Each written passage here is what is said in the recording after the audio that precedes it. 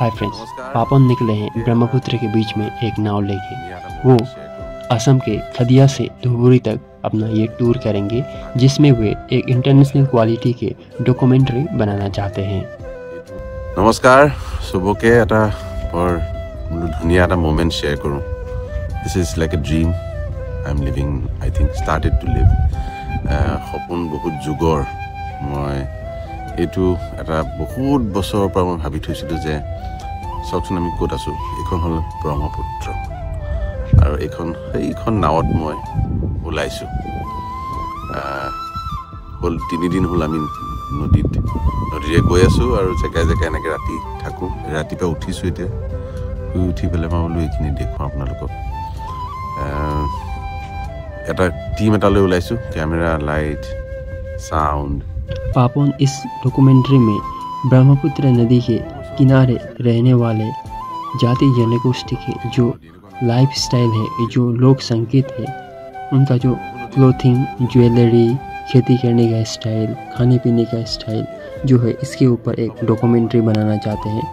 इसीलिए वो निकले हैं एक नाव लेके ब्रह्मपुत्र से असम के इस पार से उस पार तक वो इस टूर में चलेंगे। ऑलरेडी उन्होंने कहा कि वे 3 दिन से ब्रह्मपुत्र के बीच चल रहे हैं।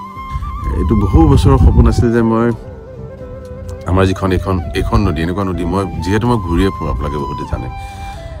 বহু নদী দেখিছোঁ, বহু জেগা দেখিছোঁ, পৃথিৱীত এনেকুৱা নদী নাই, এনেকুৱা জেগা নাই মোৰ মতে। গতিকে সেই বস্তুটো দেখুৱাবলৈ মানুহক মই ভাবিছিলোঁ কেতিয়া সক্ষম হ'ম, কাৰণ কি নিজেও ডাউটটো হৈ থাকে কিমান পাৰিম কিমান নোৱাৰিম। আৰু খুব এখন ইণ্টাৰনেশ্যনেল কোৱালিটিৰ এখন ডকুমেণ্টাৰী, এখন ফিল্ম কৰিব মন আছিলে। সেইখন কৰিবলৈ বৰ পুটুককৈ নোৱাৰি, বহুত বস্তু কৰিব লাগে।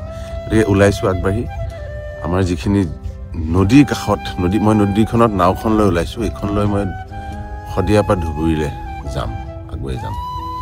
আৰু ইয়াত মই য'ত যি জেগাত ৰম, ক'ৰবাত কি পাম নাজানো, বিচাৰি যাম গীত মাত। ইয়াৰ আমাৰ যিমানখিনি জাতি জনগোষ্ঠী আছে তেওঁলোকৰ গীত মাত বিচাৰি যাম আৰু ৰেকৰ্ড কৰিম।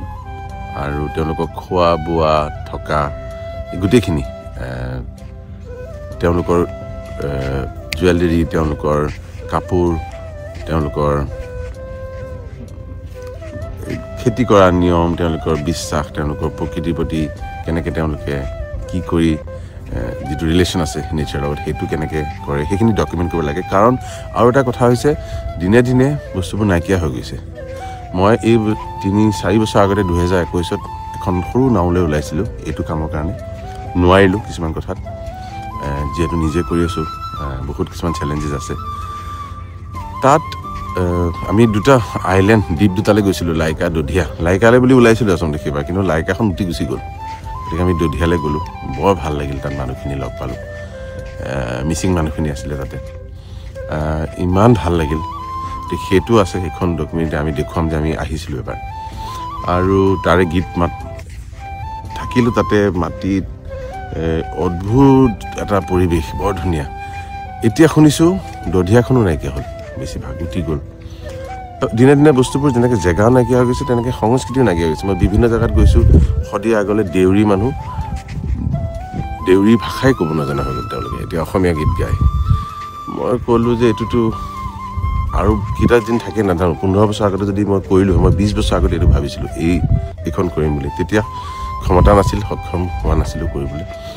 কিন্তু তেতিয়া যদি কৰিলোঁ হয়, যোৱা জেনেৰেশ্যনটো, দেউতাহঁতৰ জেনেৰেশ্যনত যিখিনি জানিছিলে সেইখিনি থাকিলে হয়। এতিয়া সেইখিনি নাই। আৰু সঁচাকৈ মই স্কেৰচিটিটো বা সেই মিছ কৰিছোঁ, যিটো টেলেণ্ট নাইকিয়া হৈ গৈ আছে। এতিয়া আমাক এখন জেগাত আহিছোঁ, ইয়াত কাৰ্বি জনগোষ্ঠীৰ কিছুমান মানুহ পাইছে। তেওঁলোকে বেছিভাগে নিজৰ গীতো নাজানে, ভাষাও নাজানে, সেইটো হেৰাই গৈ আছে। গতিকে এই কথা, ভাষা, সুৰ এইখিনিতো আছেই, তাৰ লগতে গীত মাতবোৰো কেনেকুৱা কিমান দিন থাকে নাজানো, সেইটো এটা ৰখাটো দৰকাৰ। আৰু চবতকৈ দৰকাৰ পৃথিৱীখনক মই দেখুৱাব খুজিছোঁ আমি ক'ৰ পৰা আহোঁ। গতিকে মই অলৰেডি আমি কিছুমান গীত ৰিচাৰ্চ কৰি আছোঁ, কাৰ কি কি গীত আছে, পাইছোঁ। কিন্তু যদি আপোনালোকে, মই ভাবিলোঁ এনেকৈ অনলাইন আহি ৰিকুৱেষ্ট কৰিলে ভাল হ'ব নেকি। যদি আপোনালোকে য'ত আছে কিবা যদি গীত মাত আছে, আমাৰ নৈ কাষত থকা যিমান জাতি জনগোষ্ঠী আছে, মই পাইছোঁ অলৰেডি, কিন্তু মই বোলো আৰু কিবা আৰু যদি ৰ ফৰ্মত পাওঁ, আৰু নুশুনা গীত পাওঁ, সেইকাৰণে মই ভিডিঅ'টো কৰিলোঁ। আপোনালোকে অসমৰ কোণাত গোটেই নদীখনৰ কাষত শদিয়াৰ পৰা ধুবুৰীলৈ যি ধৰণৰ গীত মাতৰ চলন চলি আছে, যি আছে, মইতো চবলৈ একেবাৰে যাব নোৱাৰিম বিচাৰি। গতিকে মই হ'লেও এনেকৈ অনুৰোধ কৰোঁ, আপোনালোকে যদি পাৰে, যিয়ে য'ত ভাল পায়, যে এইটো গীত একেবাৰে থলুৱা শুনিবলৈ অমুক এজন আছেগৈ গায়, আইতা এজন আছে, কোনোবাই গায় ভাল, বৰ্তা এজন আছে তেওঁ গায়, তেনেকুৱা যদি মানুহ আছে, তেনেকুৱা গীত আছে, মই ইয়াত লিখি দিম মোৰ ইমেইলটো আৰু ফোন নাম্বাৰ এটা দিম। তালৈ যদি হোৱাটছএপ কৰে বা ইমেইল কৰে গীত মাতৰ টুকুৰা, মই মানে হেৰাই যাব খোজা বা মই ঢুকি নোপোৱা জেগালৈ কিছুমান যদি বস্তু মই পাওঁ, সেইখিনি মই